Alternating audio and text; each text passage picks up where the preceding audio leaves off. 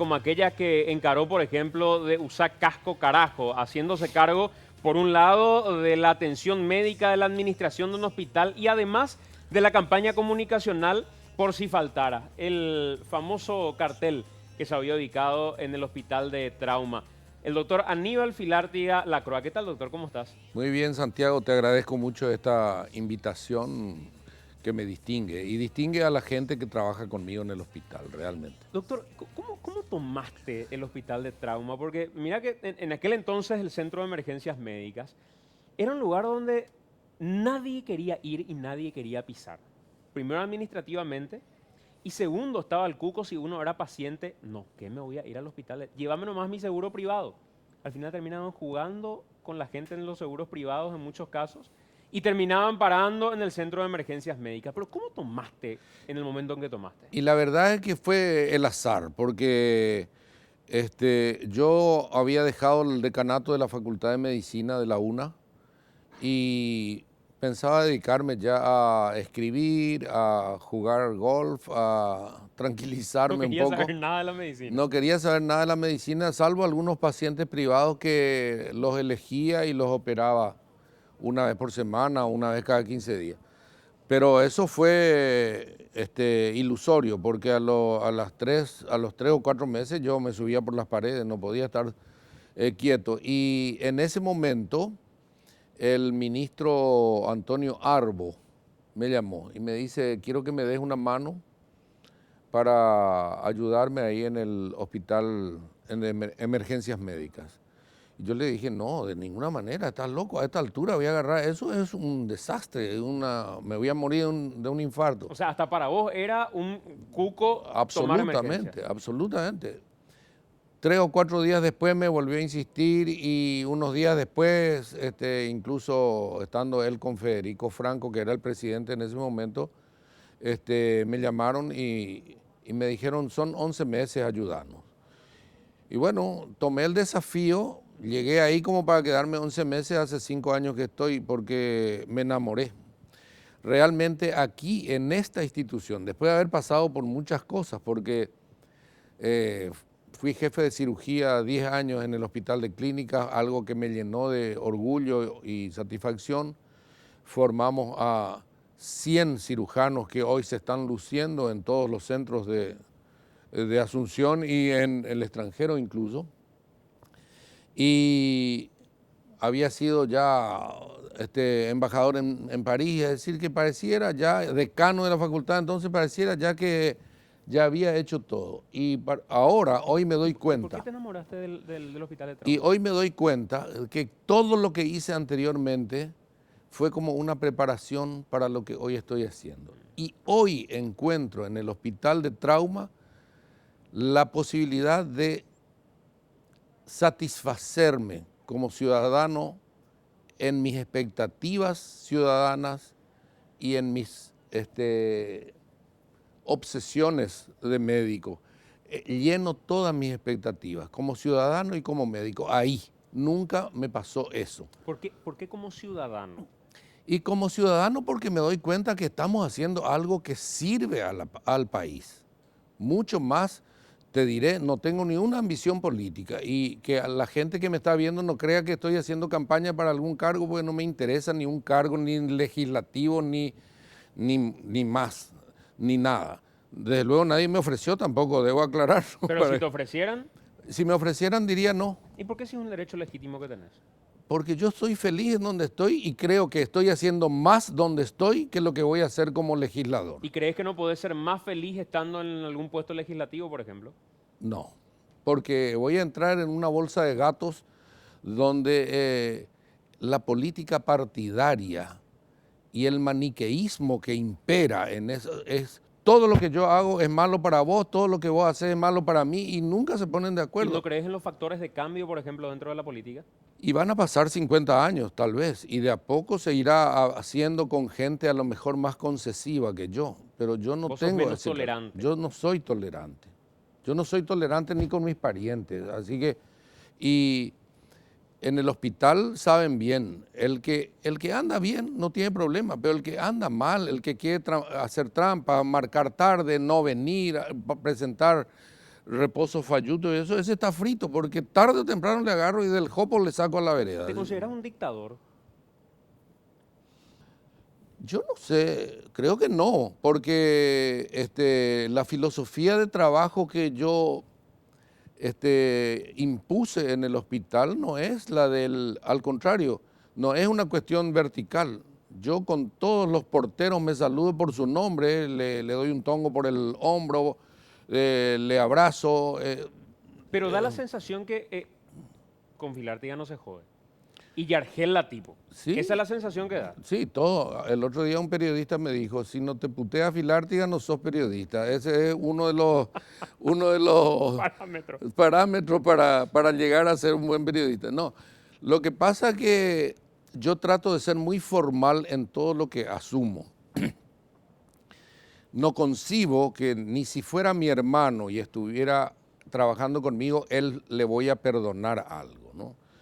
Y esa mentalidad yo transmití a todos, y todos saben que el que anda bien, el que no hace las cosas así también, todos se sienten protegidos, porque podés preguntar a los que estuvieron conmigo en el hospital de clínica o los que están ahora conmigo, son como pollitos a los que yo les protejo. O sea, sos capaz de salir y dar la cara y enfrentarte a todos A porque todos, están hablando de alguien de tu equipo. exacto, aunque tengan razón, después yo le agarro y arreglo con él. Vos fallaste por esto y por esto, pero a priori yo les defiendo a todos. Son parte de nuestra familia, parte de la gente que hace posible que este hospital brinde tantas posibilidades a tanta gente que no tiene absolutamente nada, que su único bagaje es la desgracia y el accidente que traen encima. Me estabas hablando de la obsesión que tiene un médico. Me dijiste hace rato Sí.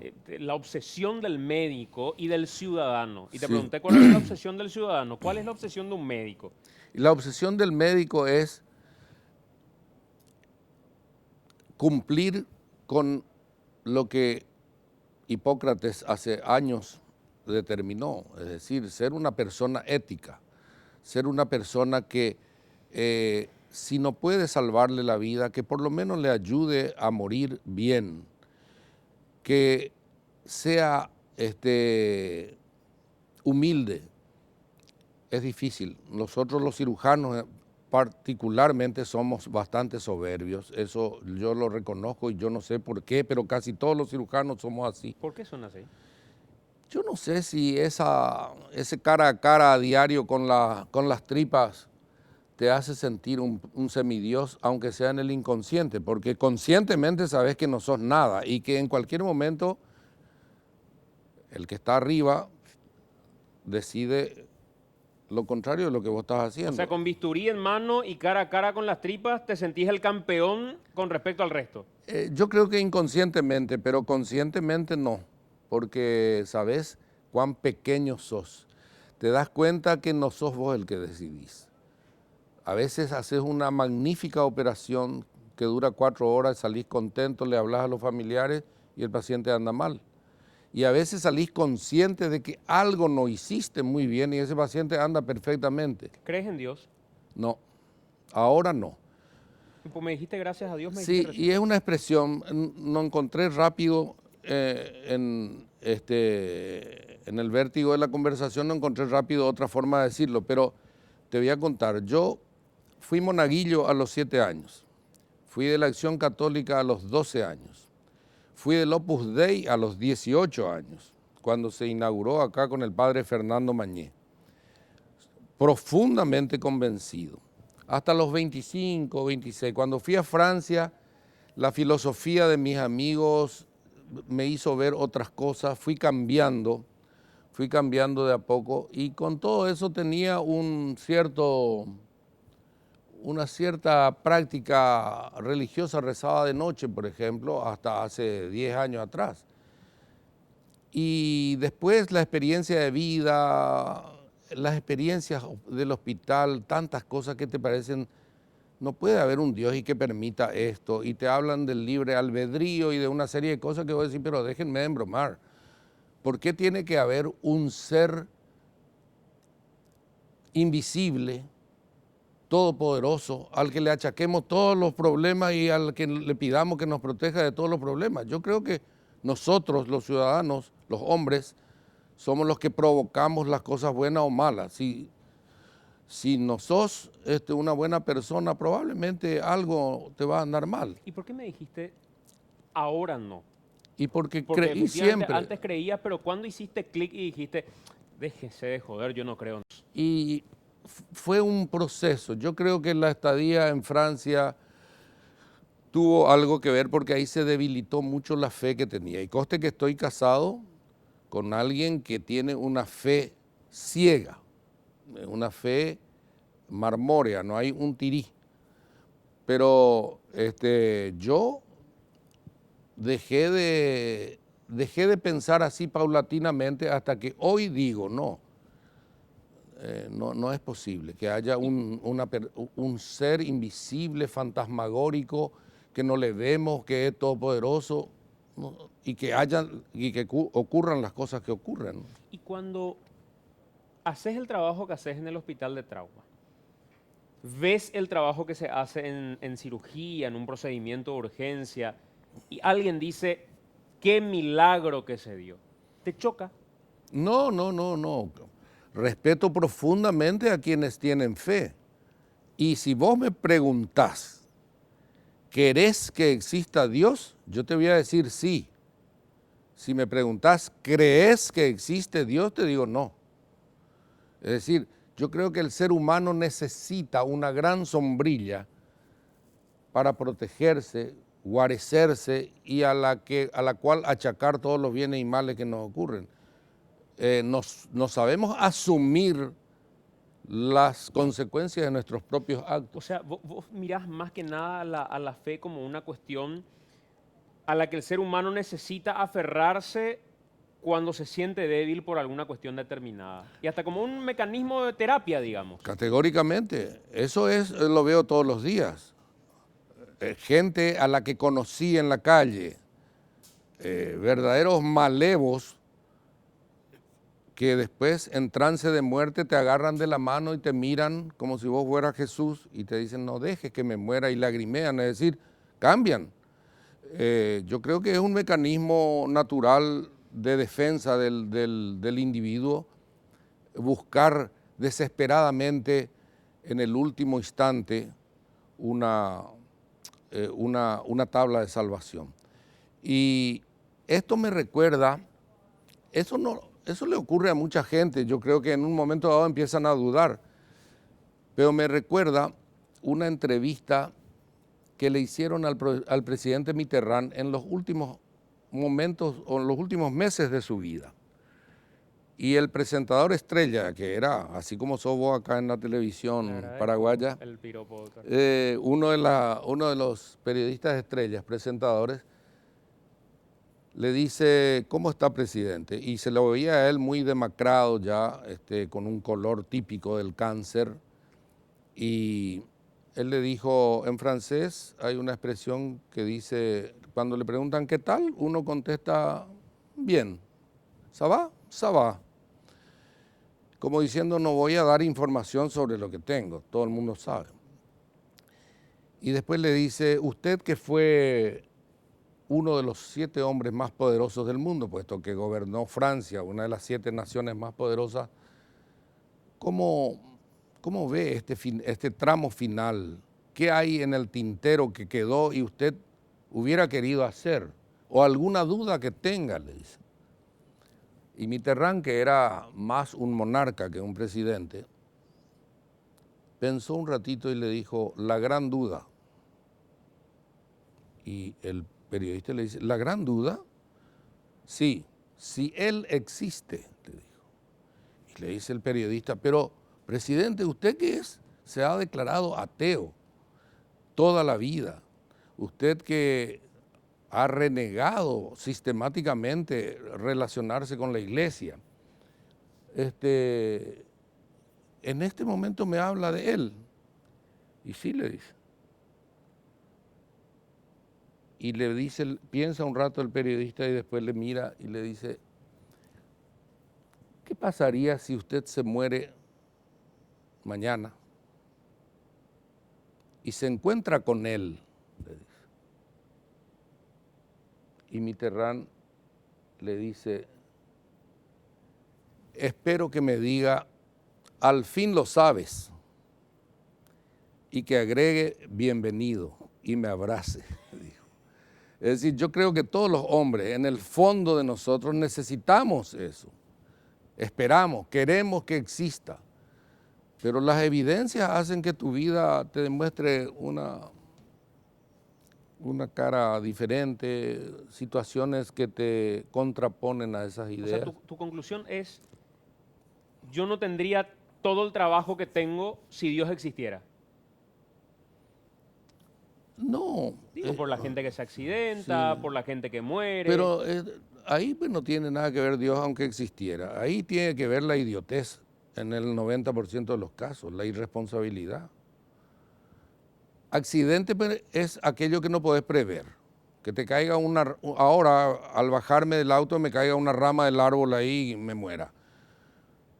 Pero todo aquello que se puede prever usando casco, respetando las reglas de tránsito, llevando el cinturón, no manejando borracho, etcétera, etcétera, esos no son accidentes, mal llamados accidentes, son eventos producidos por la irresponsabilidad. ¿Cuál fue el caso más complicado que te tocó atender en algún momento? Hay casos que fueron muy mediáticos, casos que el muchacho que vos mismo dijiste es muy difícil que sobreviva, finalmente sobrevivió, hicieron un tratamiento gigante con él, el chico Bernal lo recuperaron. Acaba de salir de su última operación, ya la definitiva, donde restablecimos todas las comunicaciones entre el hígado y el intestino. Ya está 100%. Y está 100%. Falta hacerle una cirugía plástica ahí porque quedó con una hernia nomás, pero que era de prever, ¿no? Pero ¿por qué saliste a decir que esto es imposible?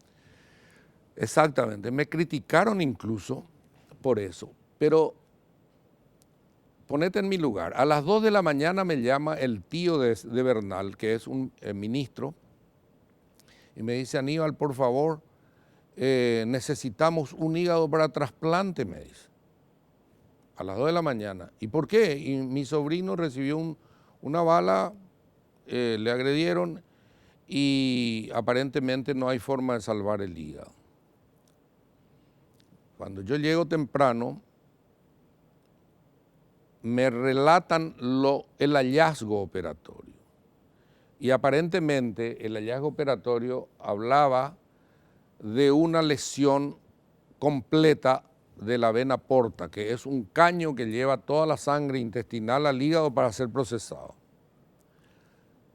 Si eso está destruido y era imposible restablecerla, si eso era así, no había forma de salvarle. Era incompatible con la vida, como dije. Pero eso fue una operación hecha de salvataje en el fragor de la batalla. Llega el chico medio muerto, entra a la sala de operaciones, le operan de madrugada, encuentran lesiones, sangrados, quemaduras producidas por el proyectil y es difícil establecer ahí cuáles son realmente las lesiones. ¿Qué se hace ahí? Parar la hemorragia y salir, que es lo que hicieron.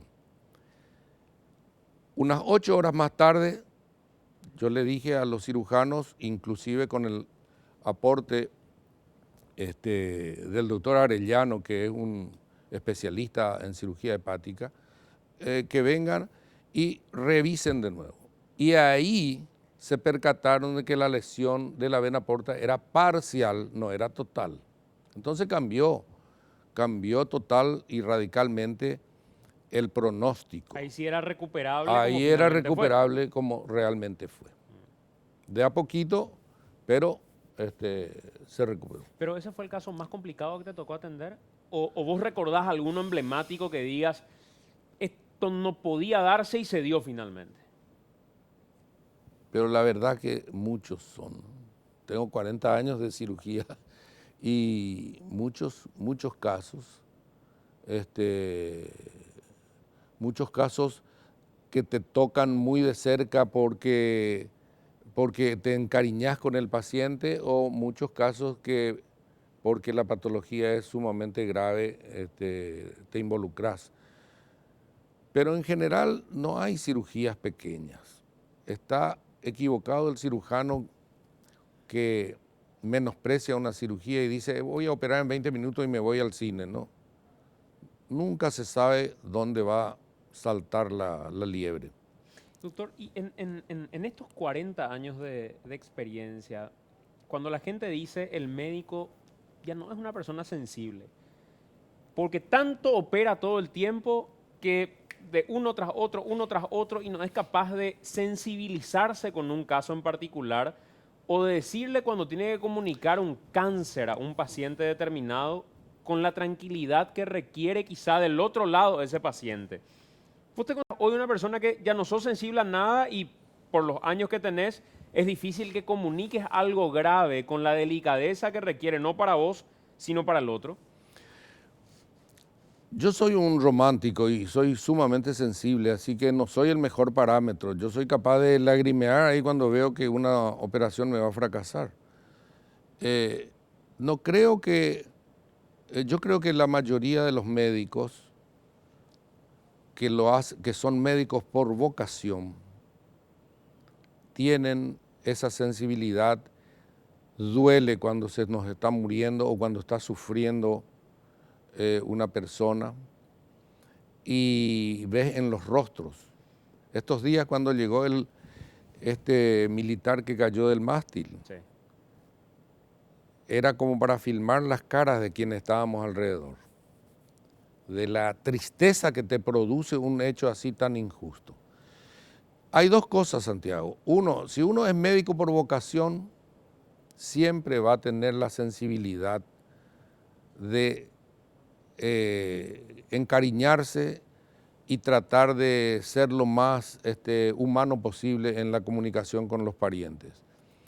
Pero lamentablemente en las últimas décadas se están haciendo médicos como chorizo, como digo yo, en universidades garajes, y son médicos con un sentido comercial, que no tienen nada que ver con la vocación que nos inculcaron nuestros maestros. Mis maestros fueron el profesor Neto, el profesor Díaz Escobar, el profesor Latarjé en Francia, personas imbuidas de una vocación de servicio fundamental. Y si colateralmente ganas dinero, mejor. Pero hay muchos que se dedican a ganar dinero nomás. No importa si su medicina es buena o es ligera o es hasta falsa en muchos casos, ¿no? Por eso hace rato cuando dijiste, dejé una nota mental y te iba a preguntar, porque hablaste de la obsesión de los médicos que te preguntaba y me dijiste la obsesión por el juramento ético. Y yo no sé si esa es la obsesión de todos los médicos en realidad. Por eso te digo, yo creo que los que son médicos por vocación difícilmente van a cometer, bueno, hay tentaciones en el curso de la vida, ¿no? De repente te tientan con algo y se van al mazo todos tus principios, ¿no? Pero yo creo que la mayoría de los médicos que estudiaron medicina por vocación tienen ese sentimiento. Y si me preguntás cuál es la cuestión más difícil que me ocurrió en la vida de médico, es lo siguiente. Cuando operás a un paciente grave, le llevas a terapia intensiva y el olfato te dice que se va a morir. No mañana, no pasado, pero en 15 días va a ir y se va a morir. Y los familiares vienen y te preguntan al salir vos de terapia, ¿cómo está? Y vos no tenés ni un derecho a decirle se va a morir porque no tenés Certeza. nada, no tenés certeza. Claro. Estamos bien, está estable, está difícil, pero seguimos peleando. Bueno, doctor, ajá, a vender las Xiroga a Yuyeta porque vamos a necesitar plata. Se van y venden su casita, vienen con unos pesos que en 3 días se les va. ¿Qué tal? ¿Cómo estamos? Y seguimos iguales, se va, vende la vaca, después vende el chancho, después pide un préstamo, se endeudan sabiendo vos que él se va a morir. Pero ¿cómo decirle, no vaya a gastar más porque se va a morir tu paciente? Porque no tenés luego ningún argumento certero. Y por otro lado, es probable que si le decís eso se enojen contigo. Ahí me das pie para preguntarte algo que alguna vez ya te pregunté, pero creo que no tuvimos el tiempo para profundizar. ¿Qué opinas de la eutanasia?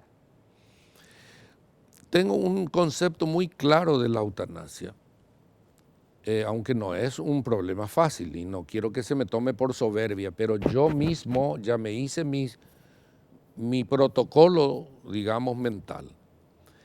Yo creo que la eutanasia no puede legislarse. No se puede decir cuando un paciente está así, así, así, se le puede hacer esto, esto y esto y se le pasa a mejor vida.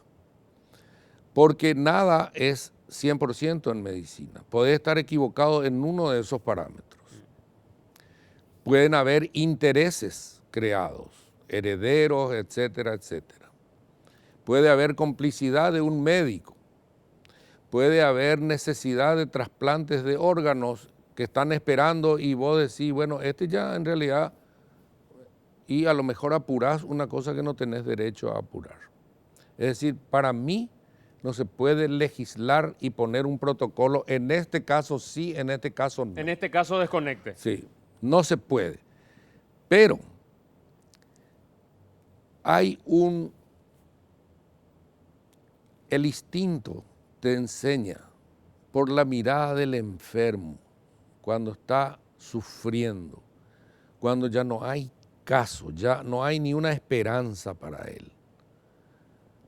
Con una mirada, si el médico es un buen médico, una persona con vocación, una persona con sentido humanitario y no es un comerciante y no es un buche tampoco, porque puede ser todo muy bueno, pero buche y a lo mejor juzga mal y el paciente todavía tiene chance y vos le está... Tiene chance y tiene ganas de vivir. Sí, pero hay un instante en que el paciente con la mirada te dice, y por nada más ya antes nada.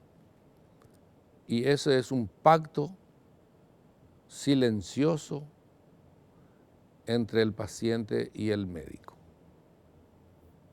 Y en esos casos considerás que es absolutamente válido, ni siquiera digamos eutanasia, digamos muerte digna.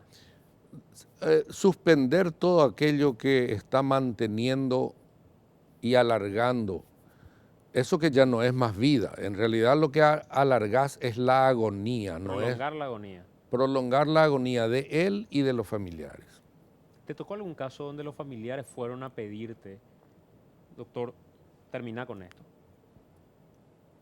No, porque no tiene que ser una decisión de ellos. Es una decisión del paciente y del médico. Ahora, yo te diré que tuve muchos casos en los que yo le veo sufrir de una manera absolutamente inhumana a un paciente que ya no tiene chance, que le falta aire, que está sentado en la cama, que le salen los ojos porque no puede respirar, que se ahoga, y todos alrededor mirando cómo se muere tu ser querido. Esas cosas no hay que permitir. Entonces yo les reuní ya varias veces me tocó a la familia y les digo, yo les voy a dar un sedante que se duerma, pero es probable que ya nunca más se despierte. Y evitás por lo menos ese espectáculo de verle a tu ser querido en ese trance desesperado. Y al paciente le das una muerte digna y menos espantosa que morir ahogado por falta de aire, por ejemplo, ¿no?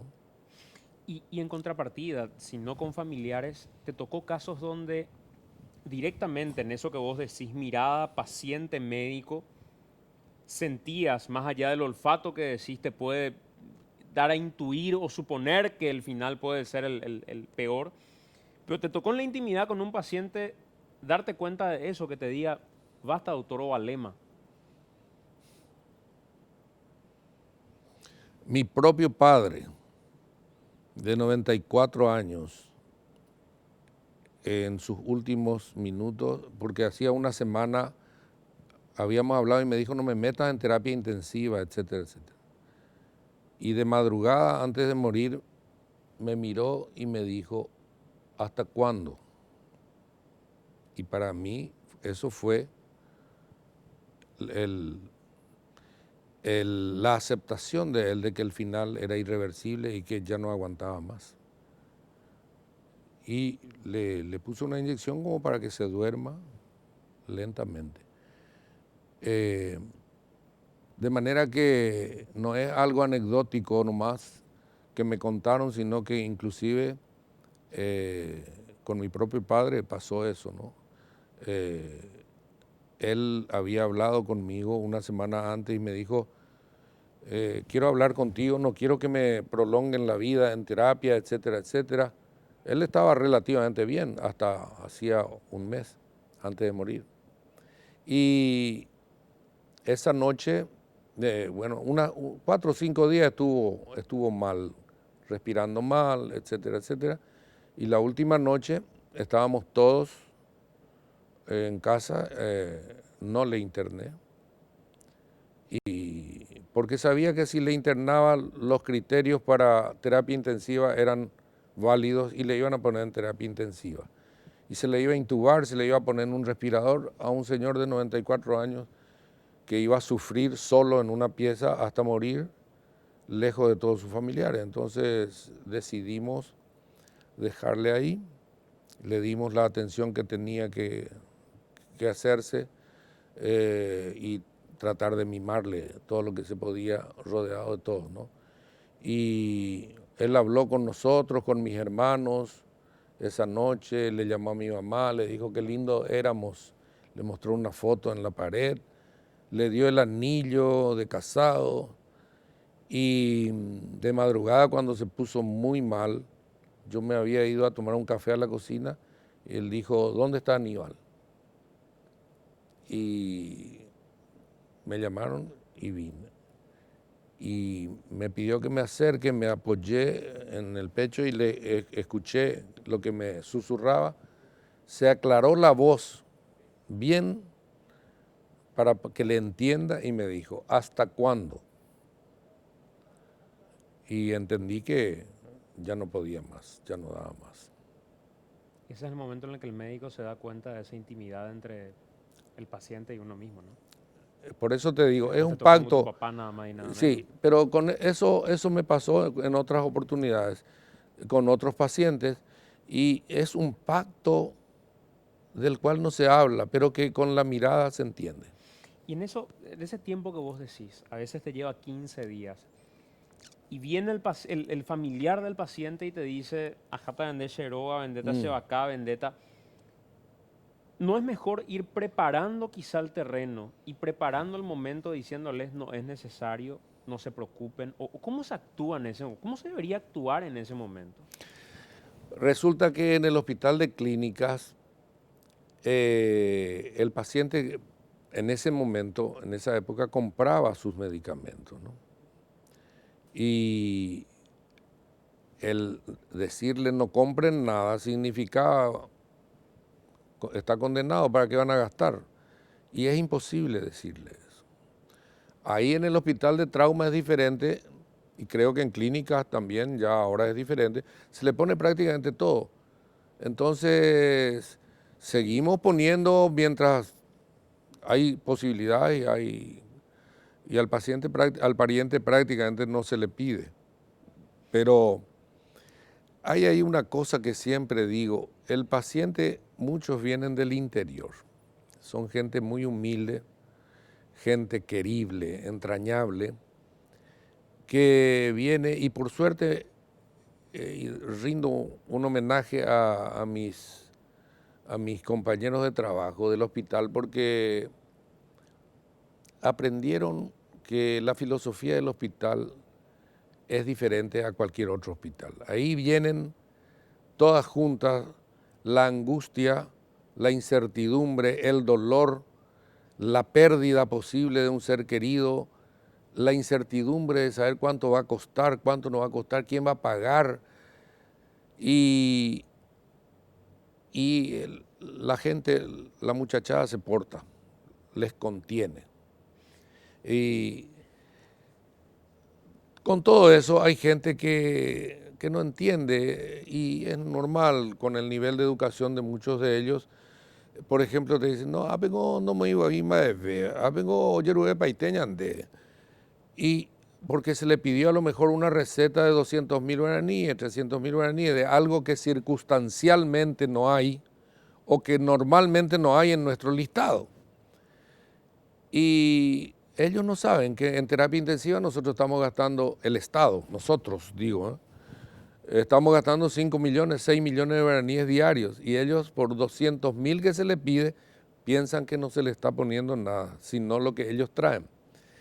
Y me costó un poco entender eso y me daba rabia. Me decía, son unos malagradecidos. Se iban a la prensa incluso, le mostraban la receta y eso. Pero hoy entiendo, 200.000 guaraníes para alguien que gana 2 millones, es el 10% de su sueldo. Si durante 10 días le pedí, se queda sin sueldo. Claro. Para ellos es una enormidad de plata. ¿Qué le importa lo que está poniendo el Estado? Esa es la realidad. Doctor, a la vuelta de la pausa quiero hablar Sí. con vos sobre una de tus grandes batallas, la prensa. Porque hasta hoy recuerdo el momento en el que se generó un escándalo universal porque el doctor Filártiga dictatorialmente dijo, acá ya no entra ningún periodista y no entra ninguna cámara. Cuando el doctor Filártiga dijo, acá ya no vienen los que esperan el cadáver para ofrecer el cajón. Tuviste varios escándalos en ese momento. Sí. ¿Me contás a la vuelta de la pausa? Estamos de vuelta. Esto es Noticias Paraguay, al pie de la letra, y compartiendo con el doctor Aníbal Filártiga, director del Hospital de Trauma. Te dejaba picando previo al corte, pero tuviste muchas batallas dentro del Hospital de Trauma. Una de las más grandes, porque se mediatizó, obviamente tocabas el puchero literalmente de muchos ahí, con la prensa, con los periodistas que cubren policiales. ¿Cuándo dijiste, acá ya no entran más y se van de este lugar? Bueno, la verdad que pensé que nunca deberían haber entrado, ¿no?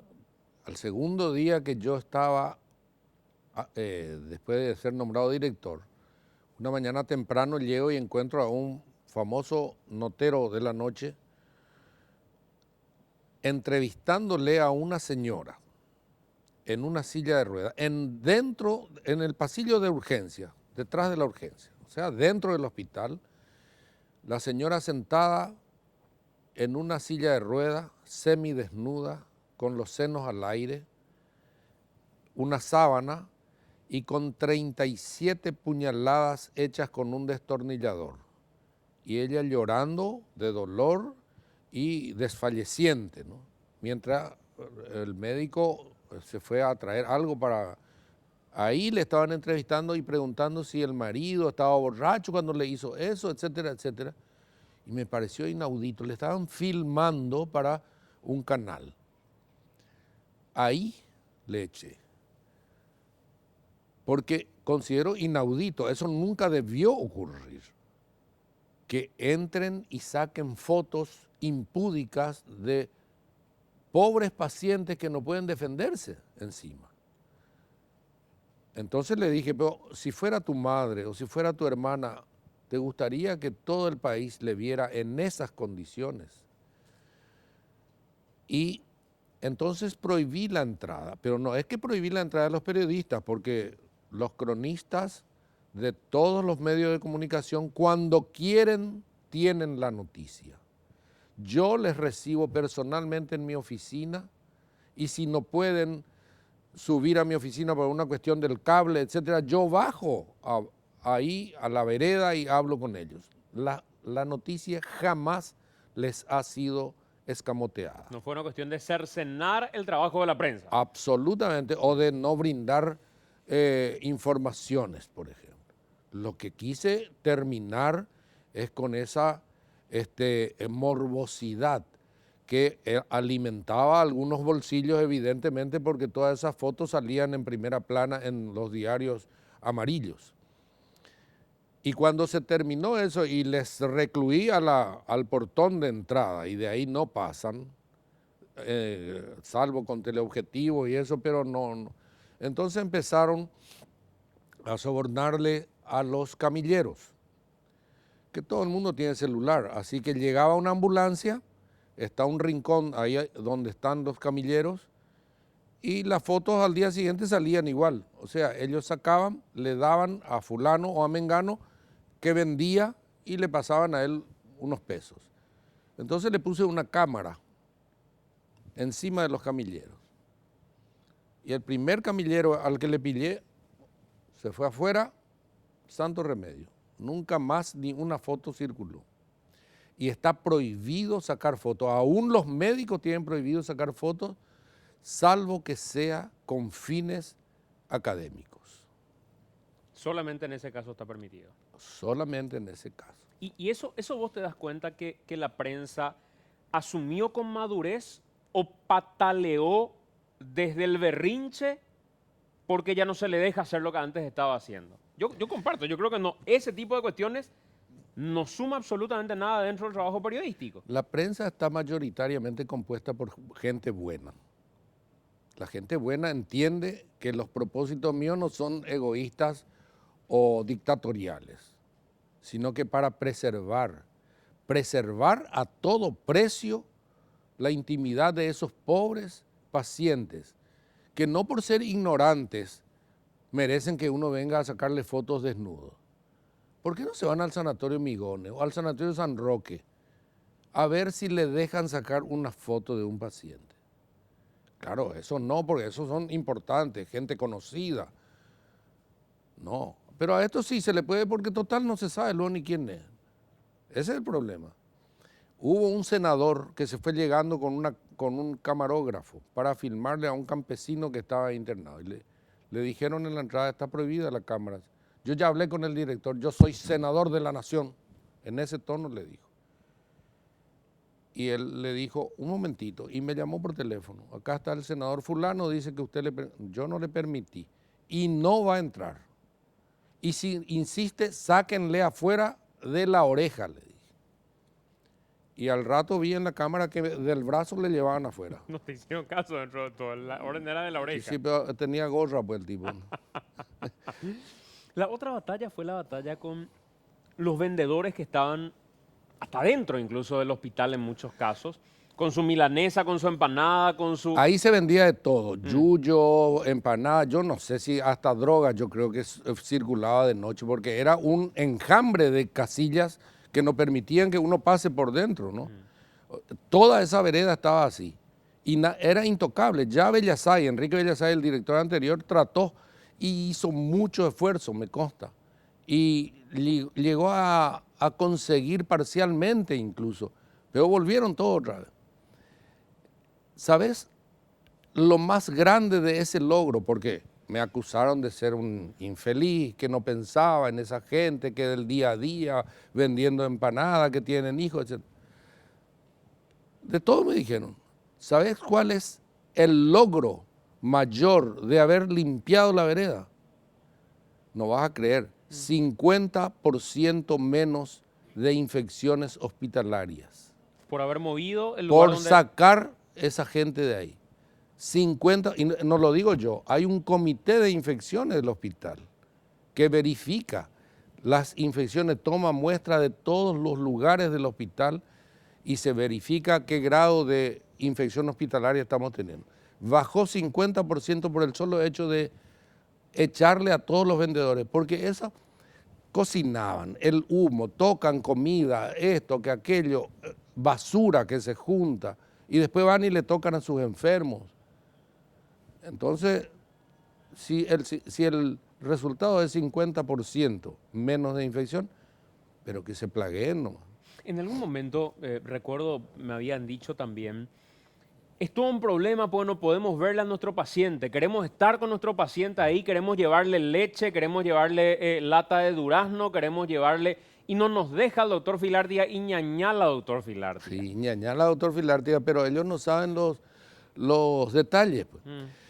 Primero, en ninguna parte del mundo, y yo viví en Francia y trabajé en Francia como médico mucho tiempo, te dejan estar todo el tiempo con tu paciente.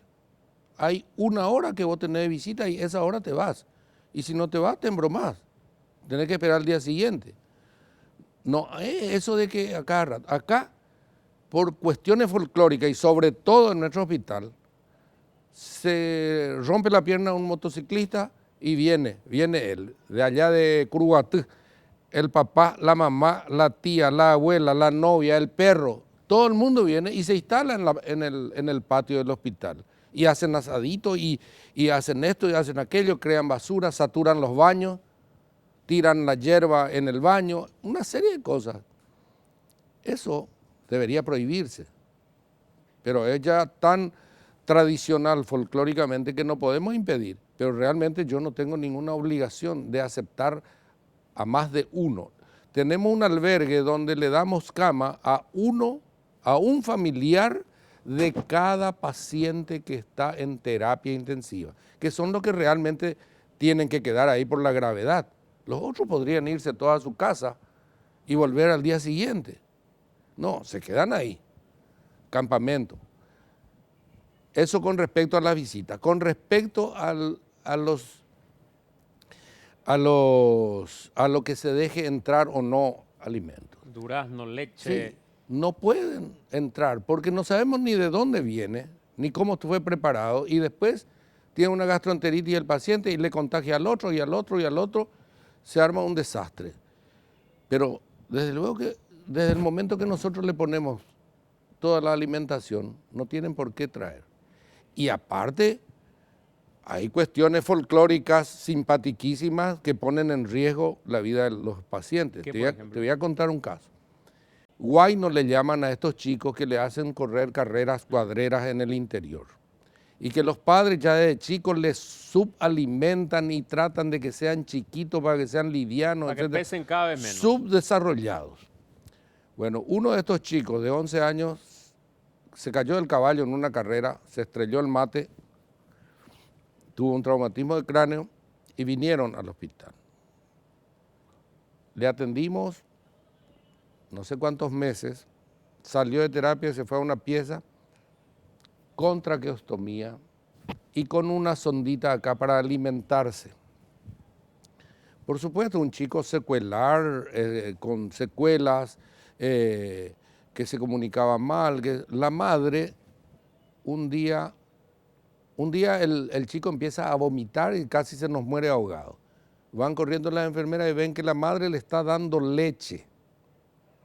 Y eso que él se alimentaba por acá, le da leche por la boca.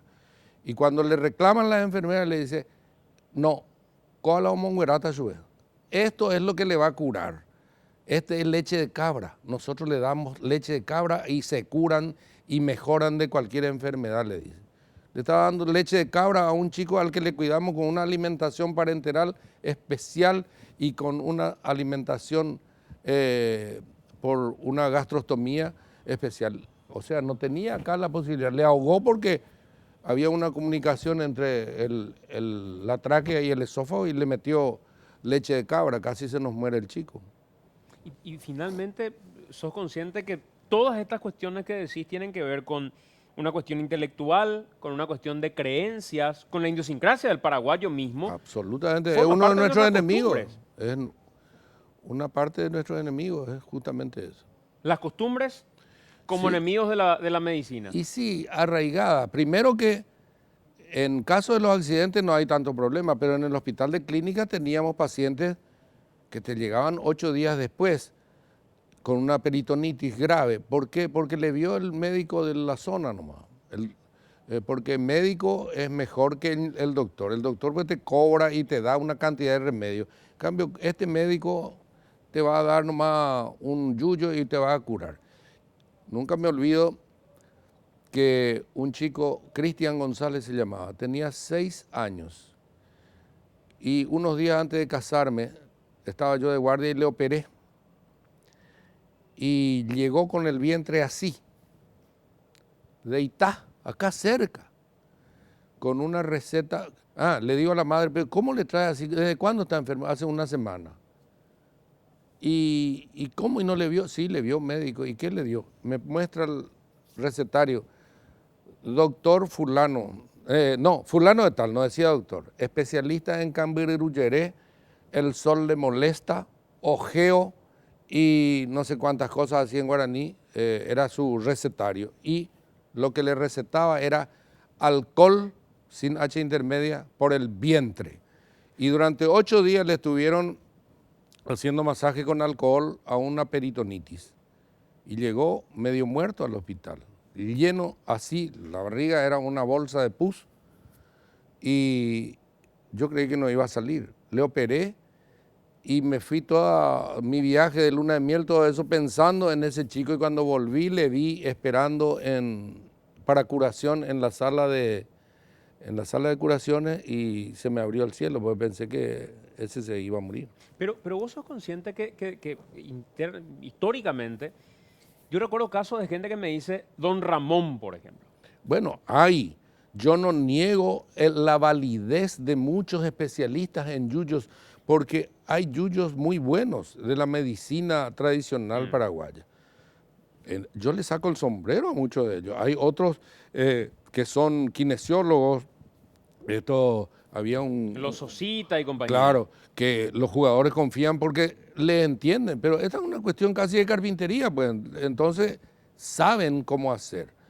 Y son muy buenos en lo que hacen, pero eso no quita que haya un 80% de charlatanes, que son los que hacen daño. Hace rato me decías que si te propusieran algún cargo político no te interesaría. Voy a llegar en breve a eso, pero antes de cosas que te pudieron interesar y que rápido te desinteresaron, el Instituto de Previsión Social, por ejemplo. ¿Por qué realmente, doctor, entraste y saliste tan rápido? ¿Qué fue lo que pasó verdaderamente ahí? Pasaron muchas cosas. Debo decir que Horacio Cartes en ningún momento me pidió que haga algo indebido y que por eso yo me fui. Pero, lamentablemente, nuestra clase política es corrupta genéticamente. No todos, obviamente, hay tal vez un 20% de gente muy decente, pero la mayoría está metida en algo, o en tráfico de influencia, o en ser proveedores del Estado, y le importa un rábano el país realmente. Entran para hacerse de plata, muchos. Ahí empecé a verme abrumado de los pedidos de políticos. Cada vez más, y después ahí hay una maquinaria de corrupción de 50 años y una ley orgánica obsoleta de 1956.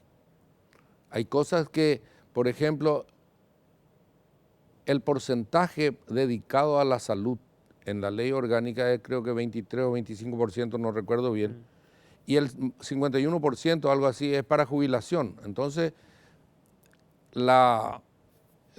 el fondo de jubilación tiene más de 1.500 millones de dólares, pero no podés cambiar el piso de un hospital porque no tenés plata, no te alcanza ese.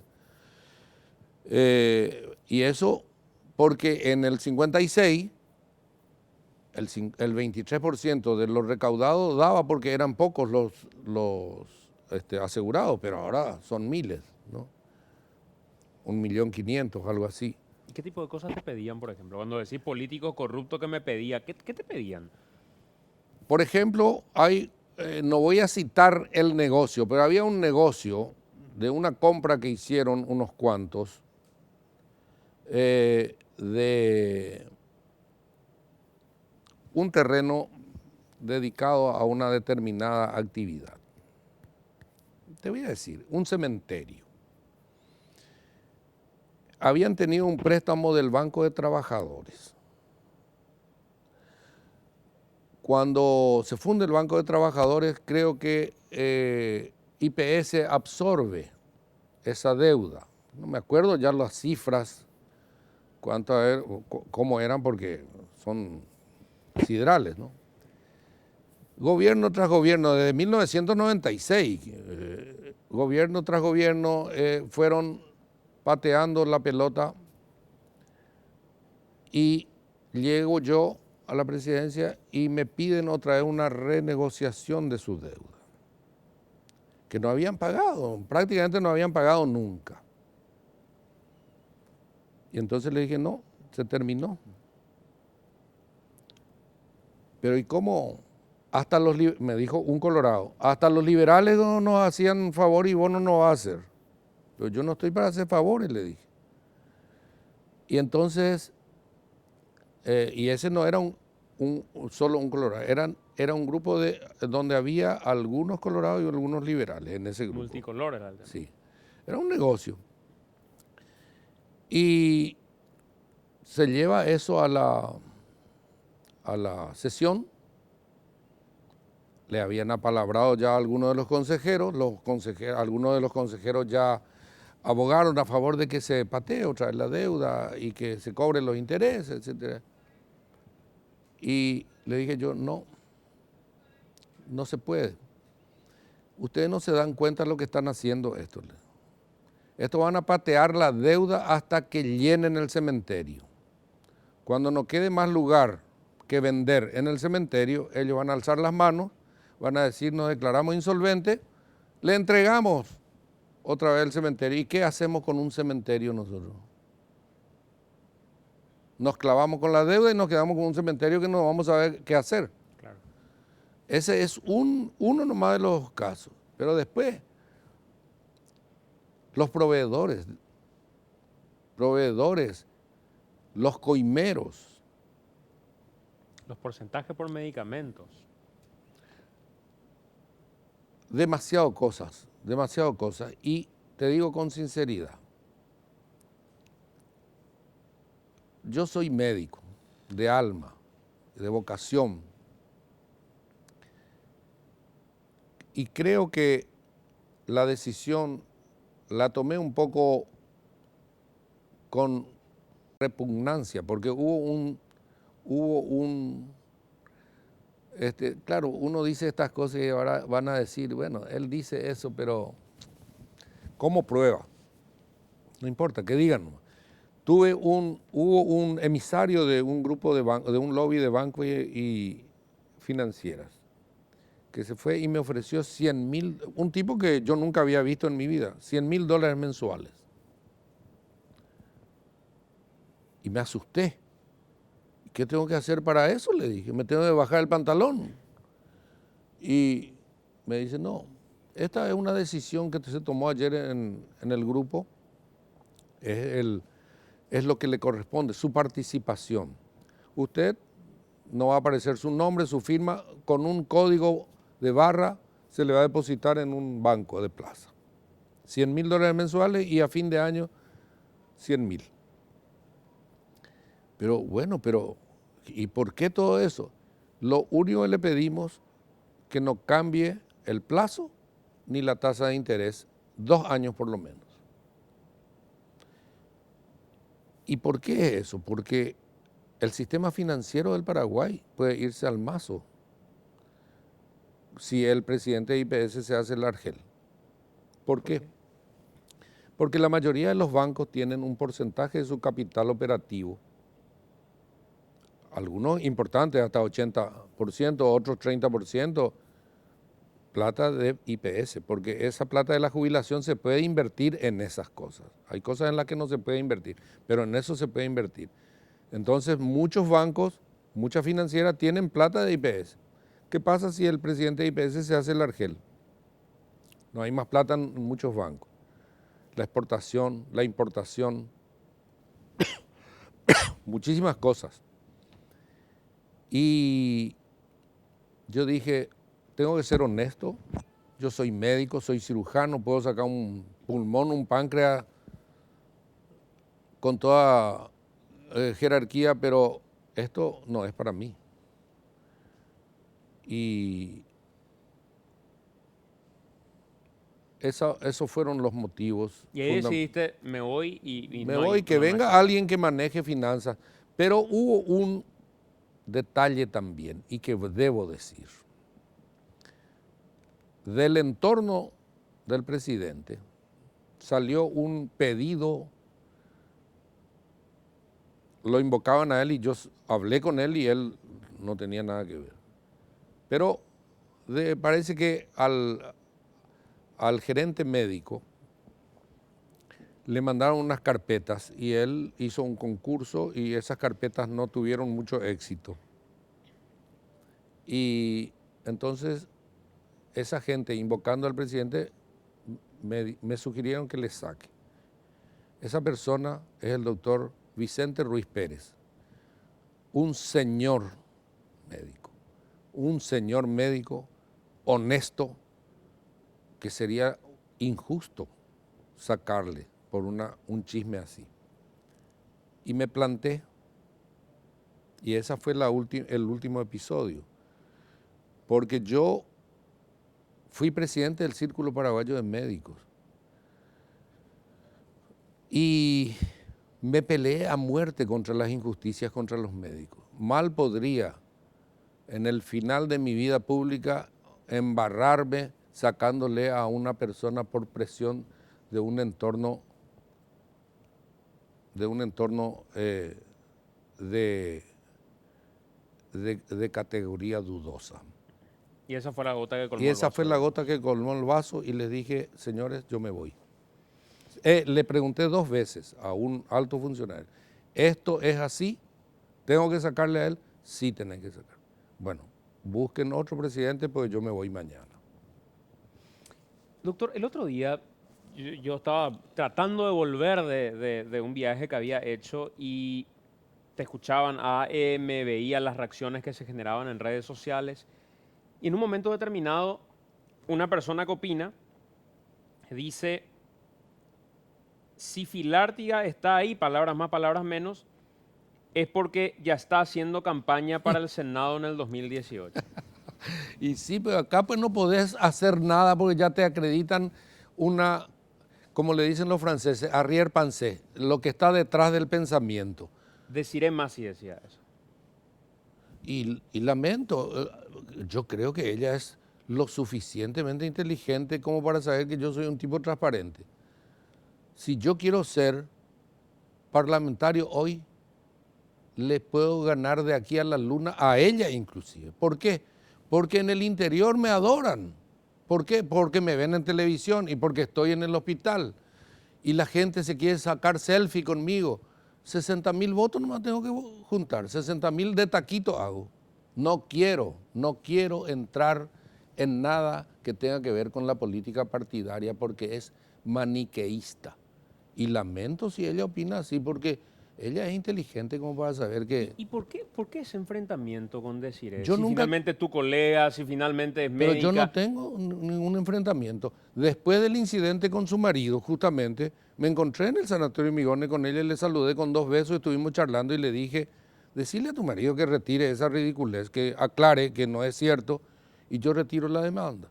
Sí, voy a ver, anda nomás muy ocupado porque renunció Yucio y no sé qué cosa, pero yo no me enfrenté nunca con ella. Vos hasta pusiste a disposición las cámaras y dijiste, Todo. vengan a mirar. Todo. Y a ella le mandé un emisario, amigo mío y amigo de ellos, para que hagan una carta en un periódico donde digan la euforia del momento, los nervios del momento nos hicieron decir algo y nada más.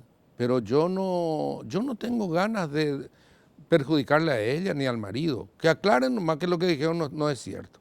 Porque el que me conoce no puede creer que yo abra las puertas de la urgencia para que venga la policía a tomarle prisioneros a los pacientes porque mi yerno es Osvaldo Salún, que trabaja con Cartes, pero es una maquinación absurda.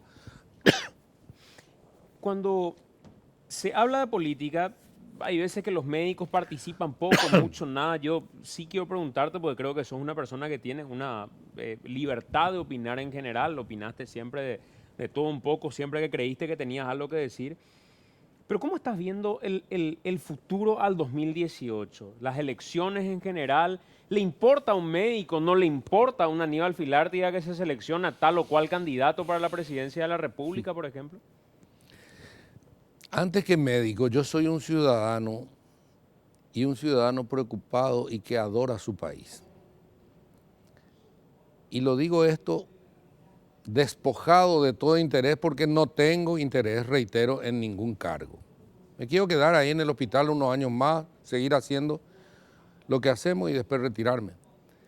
Pero soy un ciudadano que quiere lo mejor para su país. Lo mejor para su país puede ser liberal, colorado, frente Guazú, lo que sea. Que sea un buen ciudadano, un patriota y que gane democráticamente las elecciones. Eso es lo que quiero. Y le voy a respetar sea quien fuere. Ahora, yo soy de una familia tradicionalmente colorada, aunque nunca, y le desafío a alguien que diga si alguna vez como decano, como jefe de cirugía del hospital, como profesor, como presidente del círculo, si alguna vez antepuse algún interés partidario a mis actitudes. Jamás. Entonces, a pesar de ser colorado, de familia colorada, nunca me metí en política, nunca estuve en una manifestación. Yo no conozco la Junta de Gobierno por dentro. Es decir, yo no fui un activo participante, no soy de activar en política partidaria. No le critico a los que lo hacen, digo lo que yo siento. Y como colorado, quiero una persona ética. Ahora se habla mucho de Santiago Peña. Es una persona de buena familia, conozco la familia. Es una persona de buena formación, de buena educación. Pero una persona que tiene una actitud poco elegante, alejada de la ética, como es ir corriendo hasta la Junta de Gobierno a ponerse un pañuelo colorado y firmar una papeleta para conservar el cargo de ministro. Para mí, el que no tiene ética pierde todas sus otras virtudes, por más numerosas que sean. ¿Y vos pensás que Santiago Peña no tiene ética? Dije, porque si yo soy 20 años de un partido y de repente en una convención amenazan y exigen al presidente que saque a los ministros que no son colorados, sale el ministro del Interior, pero él llega corriendo, se pone un pañuelo colorado, firma. Yo creo que no es ético. No sé si hay alguna palabra más ajustada, pero es muy poco elegante eso. Y habla muy poco de los principios de una persona, sobre todo si se lo está candidatando a la primera magistratura. O sea, ¿vos crees que ni siquiera es una cuestión de madurez, de tiempo, de militancia, de esperar que prenda una candidatura? ¿Es una cuestión de ética? ¿Es o no digno de ser un candidato colorado? Yo creo que no tiene ética, que esa actitud no fue ética. Tiene todos los otros méritos que enumeré, pero yo creo que esa es una actitud muy poco ética. Entonces, para mí, como ciudadano, pierde, pero yo soy uno más. Y por otro lado, yo no sé, una candidatura que nace de la digitación más que del clamor popular. ¿Cuál es el derecho? Yo tengo la impresión de que el presidente Cartes llega a la presidencia, se pone una mochila que es del Partido Colorado y ahora cuando se está por ir le entrega la mochila a otro, como si fuese una cuestión transferible. Propiedad privada. Y eso no entiendo, no entiendo. Es probable que sea yo el equivocado. Y lo digo a pesar de que si hoy hubiera una votación y Cartes fuera un candidato, lo votaría a Cartes.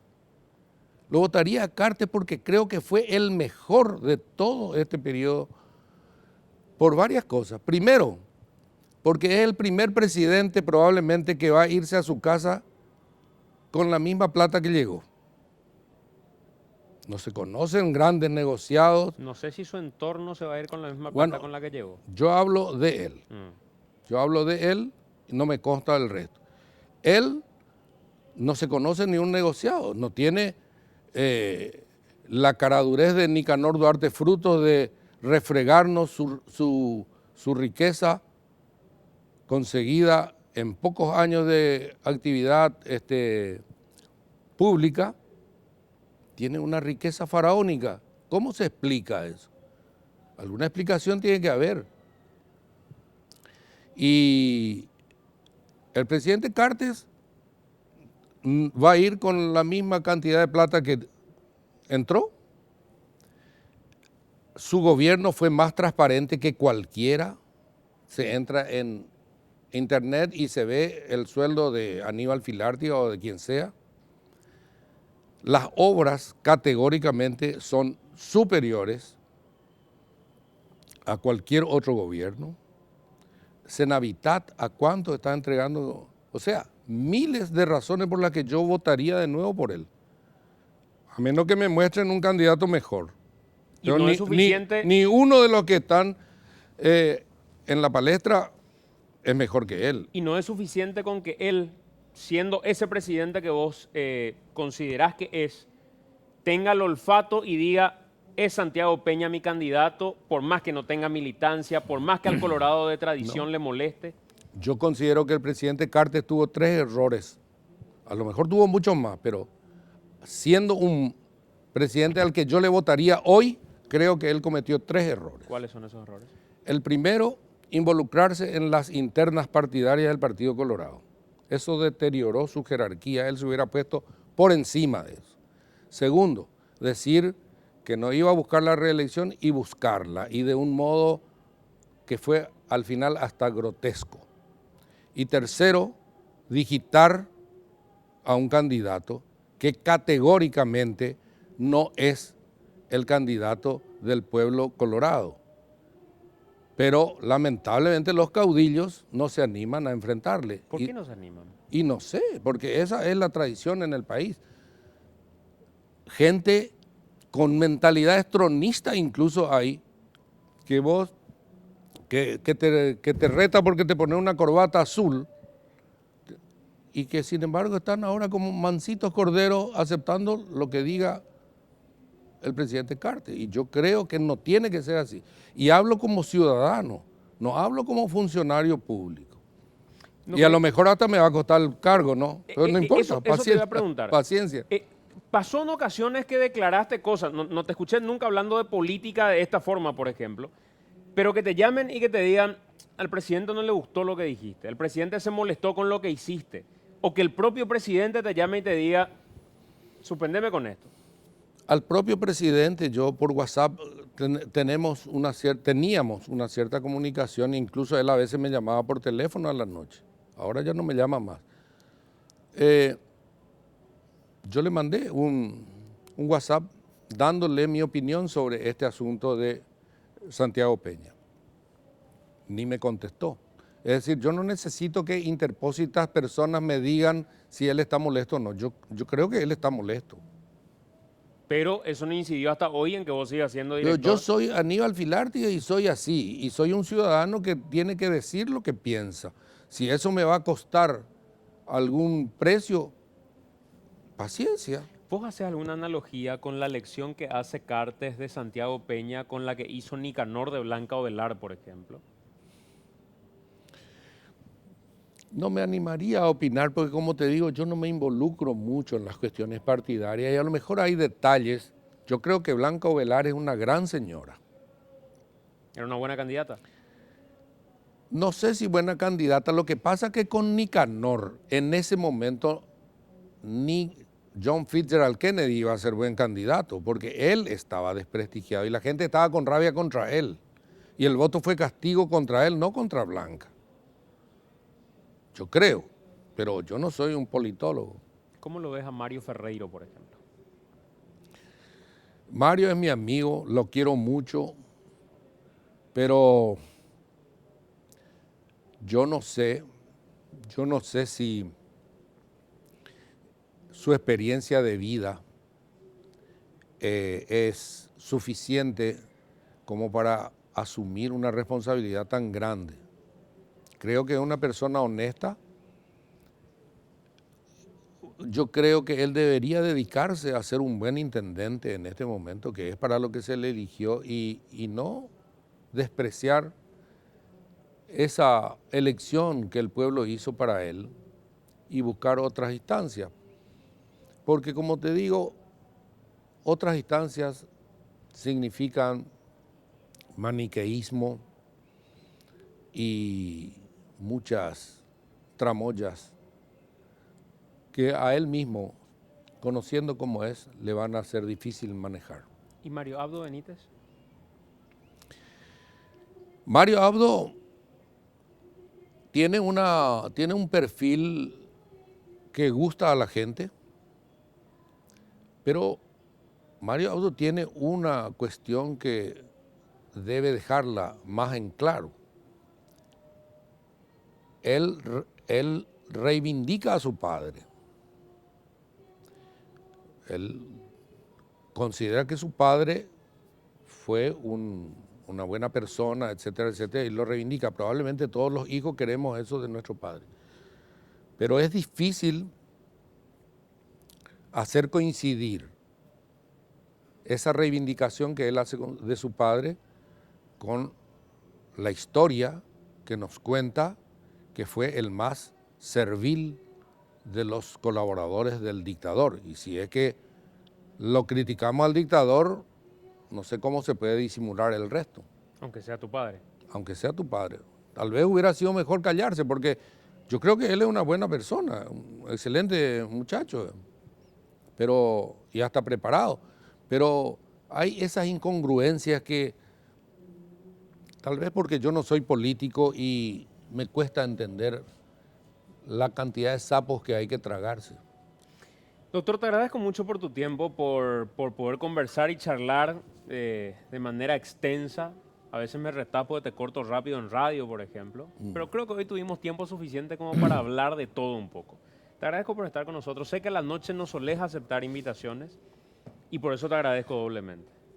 Yo te agradezco a vos, porque esto no solamente es una entrevista, sino que fue como una confesión